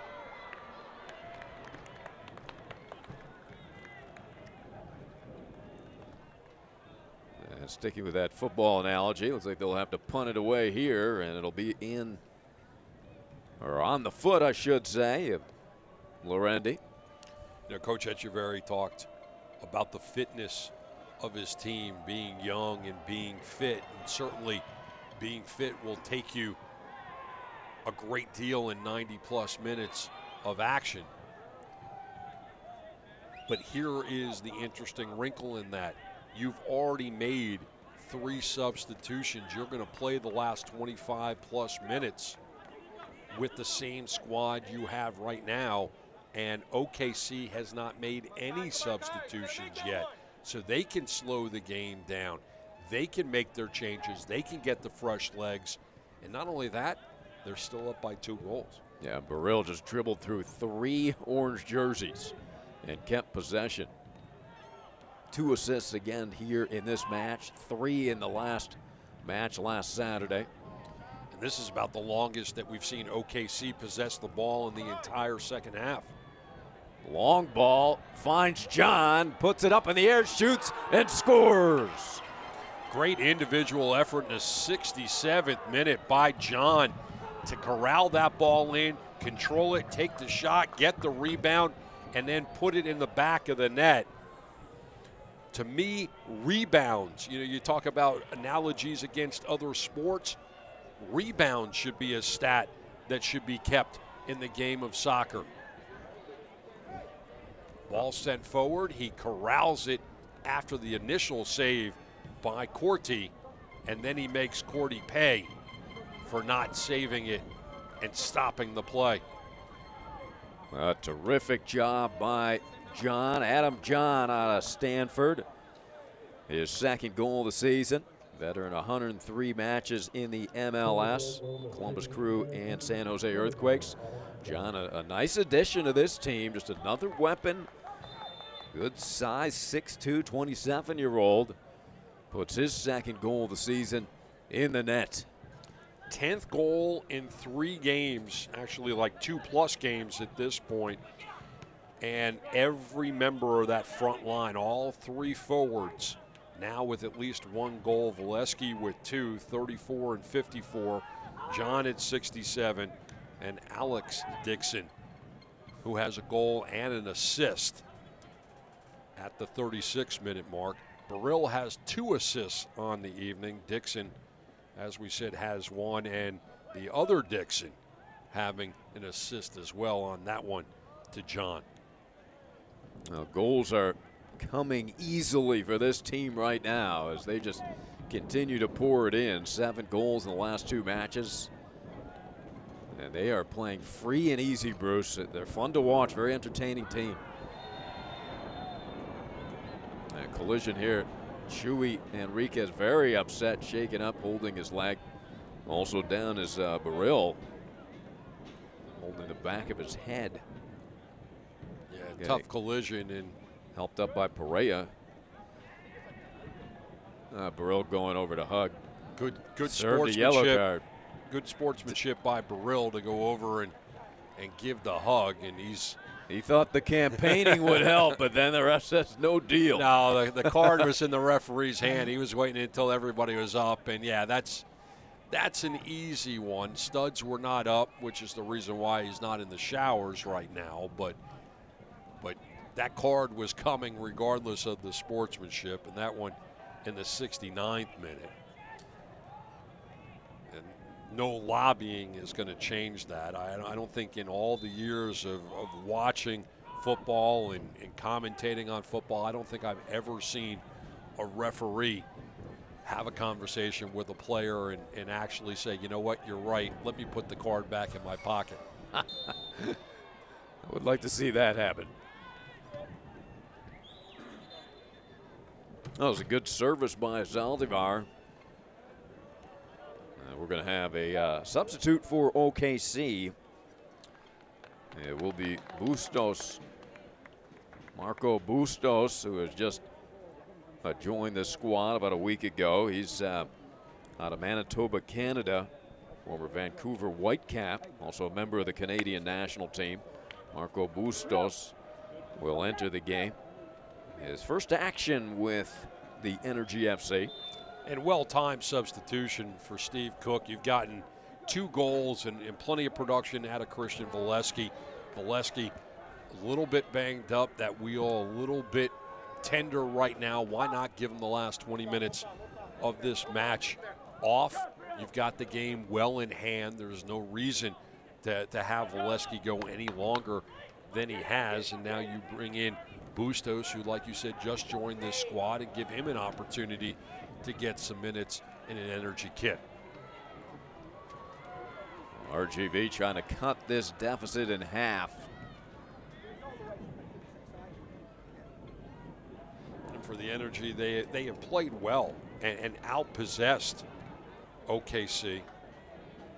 They just haven't been able to really capitalize on having the ball at their feet longer than their opponent. That foul will go on the smiling Alex Dixon. He got a kick out of that call. Alex with a goal and assist here tonight. Dixon and Dixon, it's like a law firm. Well, Chuy Enriquez has had a tough time of it after coming in, been sent to the turf twice. That ball sent in and just off the foot of Bird, who puts his hands on his head, had a look at it, deflected the volley just wide right. Well sent in to set up Eric. Really looking for Omar Ontiveros. Ontiveros couldn't get the hops on it to put his head on it. The next closest guy was Eric Bird, and he couldn't make it work.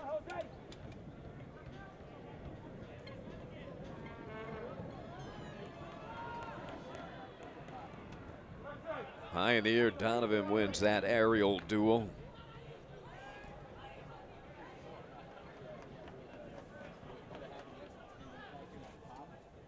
Highland, long throw in, looking for John, who scored the 4th goal of the night for OKC.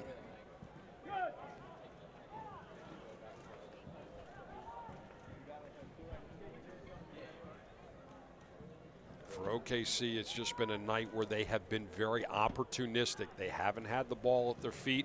They've actually let OKC do a lot of the dirty work, meaning they've been on the ball longer, but they've possessed it on their side of the pitch. And basically, OKC has taken their time, taken their chances, and stepped up and moved the ball vertically when they needed to, and been able to really conserve their energy throughout this match.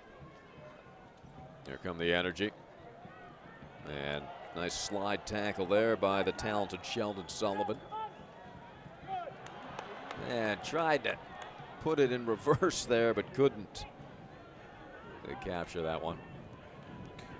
With the win tonight, OKC will go from 29 points to 32 points. And going into the night, they were 5 points back of San Antonio for that final 8th spot in the West.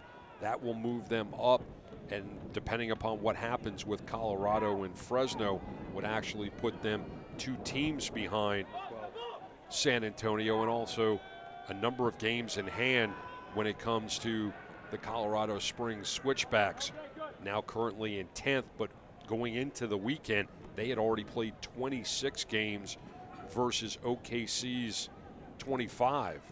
So 1 game in hand on that particular situation. Well, OKC will have to be a road warrior team because they only have 2 home matches remaining. Another good opportunity, shot deflected and just out of the reach and wide left. John almost had another one. But you talk about how OKC is going to have to be road warriors. Look at the game that they can go to, and we'll get to that in a second. And this is something you can't do. Corti putting the ball right at the feet of Burrill and nearly paying a price for it. You just can't be that cavalier. He was looking for a teammate. He was looking for Zaldivar, but that pass did not have any kind of zip on it to be able to carry that kind of real estate. So if you're Steve Cook and company and you're looking at playing the rest of the way on the road with the exception of 2 games at home in the friendly confines, if you're Steve Cook, you're going to sit there and go, guys, we went into RGV, we went into Southern Texas, a place where the Toros had only lost 1 game the entire season, and we went in there, and even though we didn't possess the ball as much as they did, we went in there and we took care of business. Well, Bustos almost had his first goal. He just made his first appearance. Zaldivar to his left. His shot deflected. Zaldivar looking for his 2nd goal tonight, but Marco Bustos had a great opportunity. Corti, after turning the ball over, came back and made the big save on Marco. And don't forget, Toros have already made their 3 substitutions for the evening. Small, Aguilar, and De La Garza, all their evenings were cut short for Tim, Enriquez, and Sullivan. And now just 1 substitution so far through 77 minutes for Steve Cook, and that was taking Valesky out after his 2 goals and being replaced by Bustos. There's Bustos, who nearly had a goal after making his first appearance. Now, they did have that substitution early in the first half. That was Ibiaga's injury. They were forced to sub right away. Richard Dixon had come into the match. Yeah, that one came in the 11th minute. So long ago, completely forgot about it. And Richard Dixon has had a solid night in relief of Ibiaga. Yeah, it's worked out just fine for OKC. Kai Green, his cross sails out. The collision right here in the penalty area. That will go on Chavez, who's going to plead his case with Becky and company. And Chavez doing a good job. And we'll take a look at it and see what we really think about it, Ari. Yeah, it's hard to tell from that angle. We'll have a better look right here. Yeah, he got the shove in the back as Eric Bird tried to box him out. Can understand why the call was made, but I don't think there was a tremendous amount of pressure put. But regardless, referee has made his decision, and it will put Todd Wharton, the captain, on the spot and decide what he wants to do with his right foot. Todd Wharton, third season with the Toros, 2 goals this season, looking for number 3, Wharton. The PK. Scores! That stutter step makes it a 4-2 game. 4-2. Zaldivar and now Todd Wharton on the board with his 3rd of the season. Yeah, there's a little hesitation, and he got Lorendi diving right.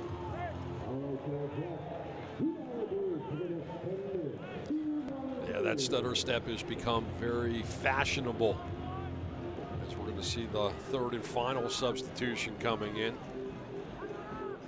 as Burrell will call it a night.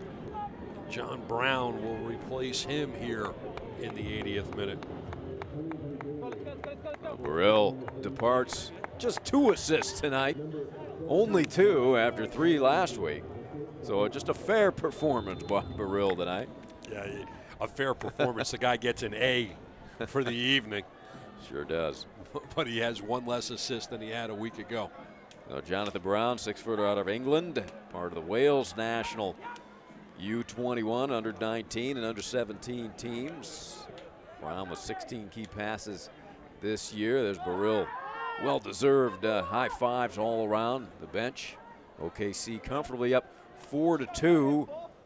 RGV puts another point on the board with a penalty kick from Wharton. And can they inch even closer here, make it really exciting? Solid defense by Richard Dixon.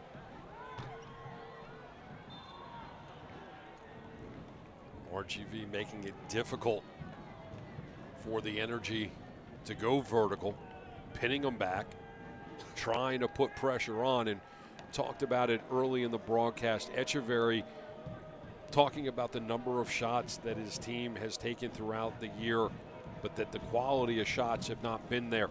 The buildup for RGV has been very good tonight, but getting it on frame has been difficult. They do have the 2 goals, but one of them obviously is on the PK, and the other one coming when they were a man up in stoppage time in the first half. And that one coming off of a corner. Kai Green slows it down, now reverses. Donovan, another solid performance here tonight.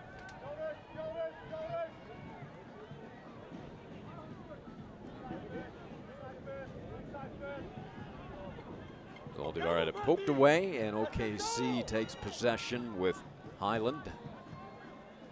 There's John Brown, who was just inserted.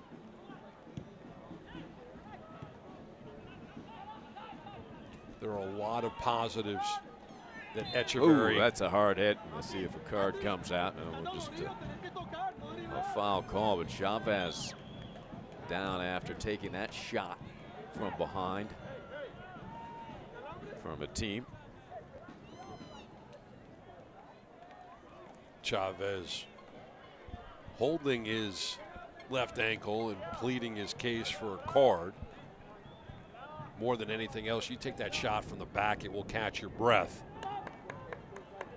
Did he also take a little shot to the back of the head? I think so. That was a high delivery there.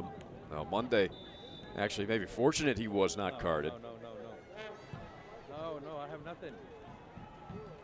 As I was starting to say, Ari, RGV has a lot to take away, a lot of positives to take away. They have done a good job on possession. Second half, they've done a good job of possessing it vertically and going into the final third. What they haven't been able to do as efficiently as Coach Echeverry would want them to do is the passing has to be a little bit sharper. That will lead to more shots being on target.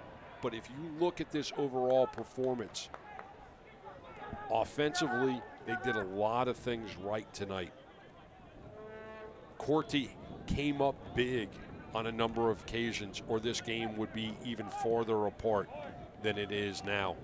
They just are playing a very good, very talented, very experienced team. And there's just Drew Becky gets into the book, and I actually thought it could have gone the other way and gone to Saldivar. 84th minute, and Drew Becky gets himself a yellow. Now we'll take a look at this one again. There's the initial push, sending a team down. And then we got two guys get wrapped up even after the whistle. Zaldivar gave him a little dance move. See if RGV can take advantage of this yellow. Wharton low, booted out by Highland.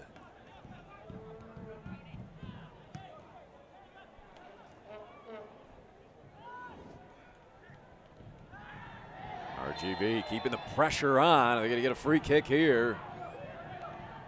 As it's getting a little feisty and physical out here in the late minutes of this one. Love to see this one again.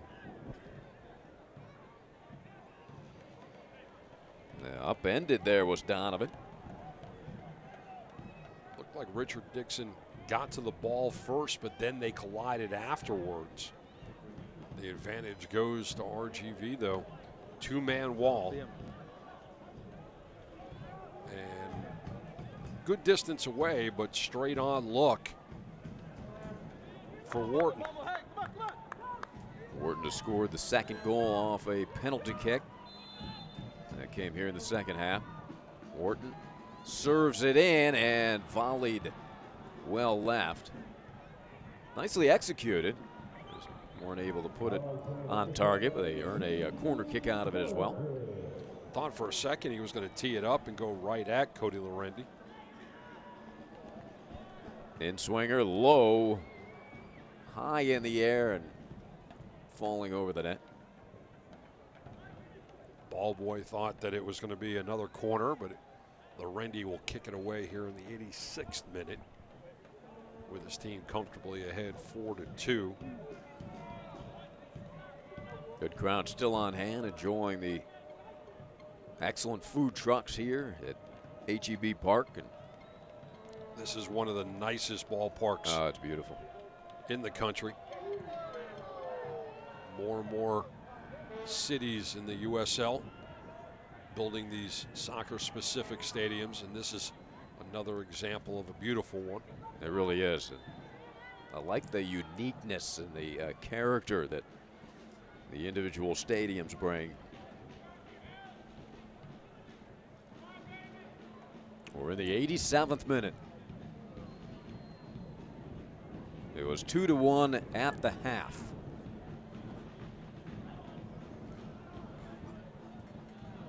Enriquez again, he's been on the ground all second half. There's a bullet, but right to Cordy. As Dixon was looking for his second goal of the evening. Yeah, Dixon was on his horse, took the shot from distance. Could have slowed it down and waited for friends. One day a team giving chase.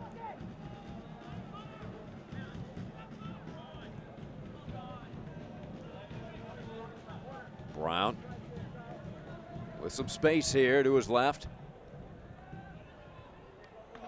Kicked away by Donovan. Corner kick earned here in the 88th minute.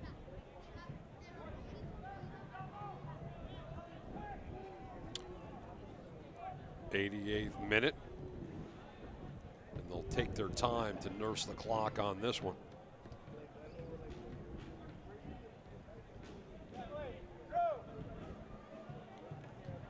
It looks like they'll go short on the corner as well, and that will just eat up more clock.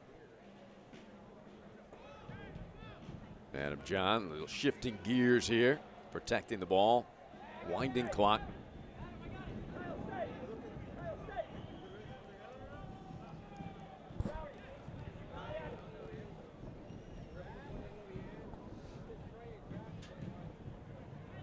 A couple minutes remain in regulation.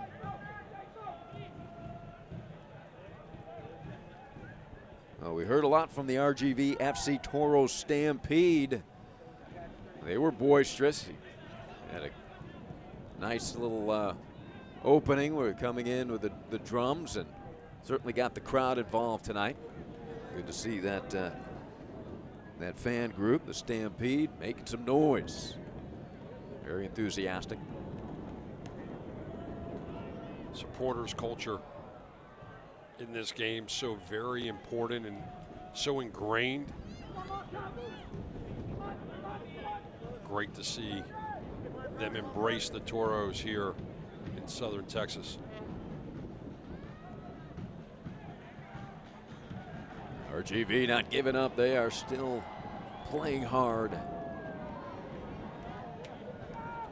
And that is the sign of a well-coached team, a team that is going to continue to move forward regardless of the situation, regardless of the score, regardless of the clock.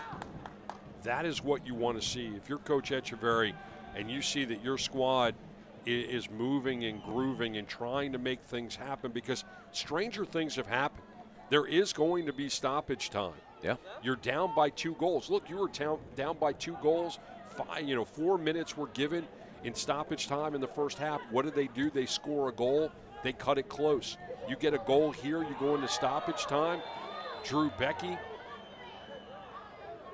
And we're going to have a foul here. The team sent down by Becky.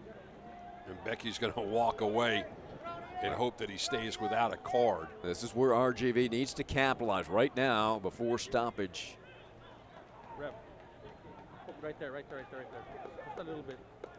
So you look at Drew Becky, the veteran. And so going back to my point, Ari, here you are, you're in the 90th minute right now. 91st, you're just starting stoppage time. If you can get a goal here, you're down by 1. You take advantage of stoppage time like you did in the first half, and you get out of here with a draw.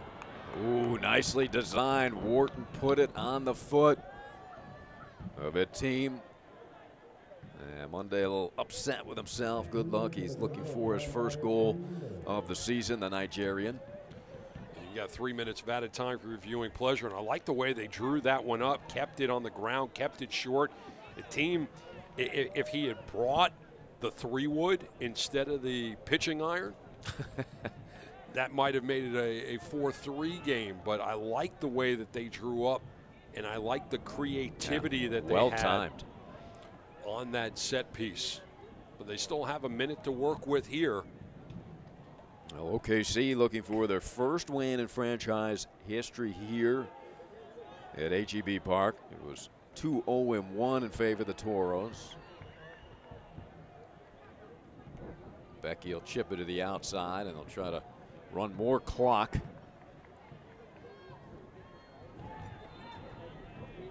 And Oklahoma City, if they hold on here, will sweep the season series between the two clubs. They won it 3-1 back in Oklahoma City in June and lead 4-2 here tonight. And OKC now with the ball will just look to possess it and run out the clock.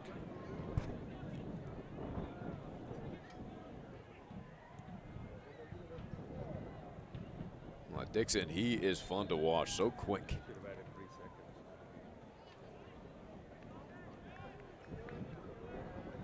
handles the ball so well.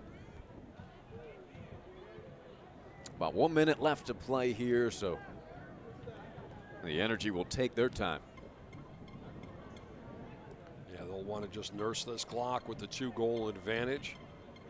Get out of Texas with 3 points. Hand the Toros only their 2nd loss at home all season long. Well, 9 points in the last 3 matches for OKC. That's how you make up ground in a hurry in the standings. Also, think about it this way. 10 goals in 3 games. Yeah. That's a third of their output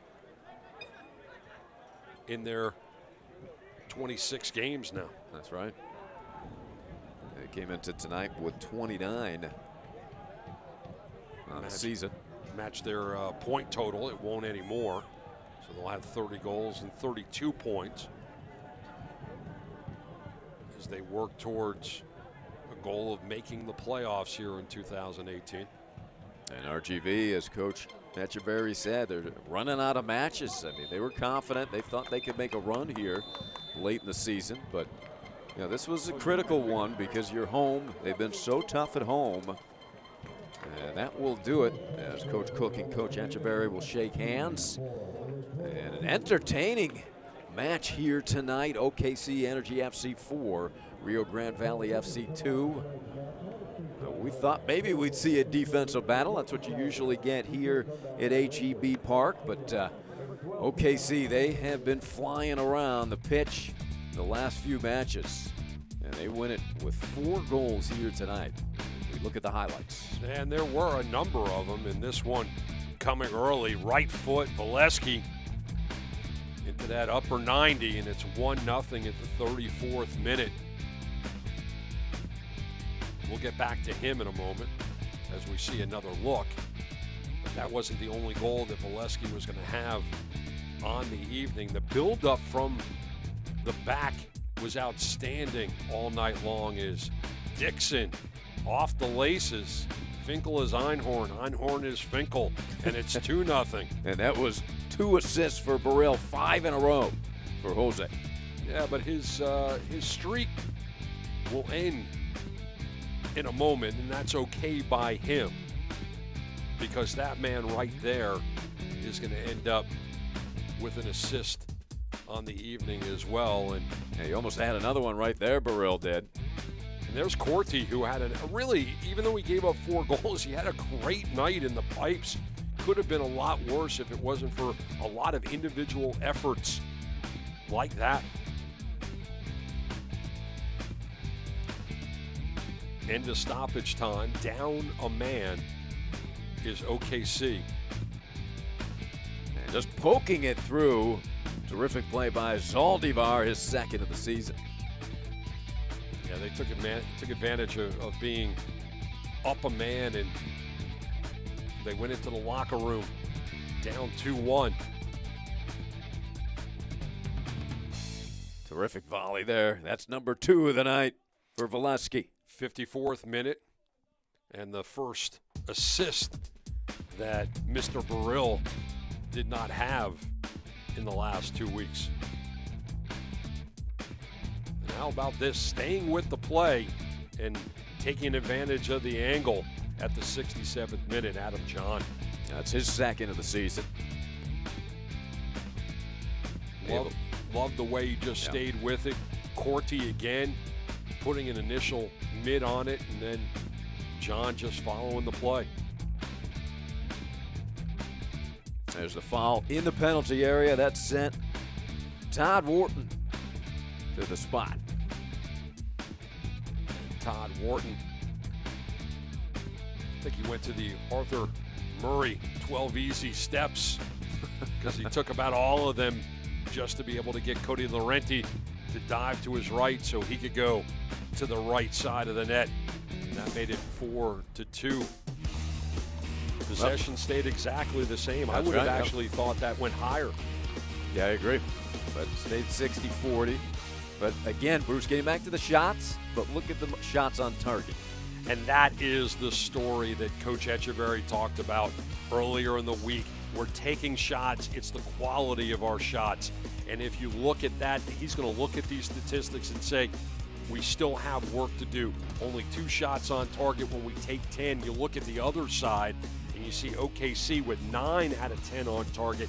They made Corti work tonight, and that is the difference, and that's why the Energy were doubled up on RGV tonight. OKC Energy, they return home the 25th against Seattle. For RGV, they're on the road for 2, returning home Wednesday the 29th against San Antonio. The OKC Energy FC win it 4-2. There's the next game for the Toros at LA Galaxy as they travel to LA. So OKC with a big victory. They win it 4-2, an exciting game. For Bruce Silverman, I'm Ari Shannock. Thanks for watching, everybody.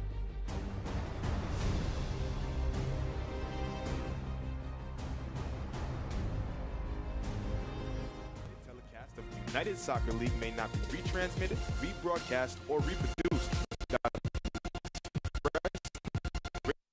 consent of the United Soccer League.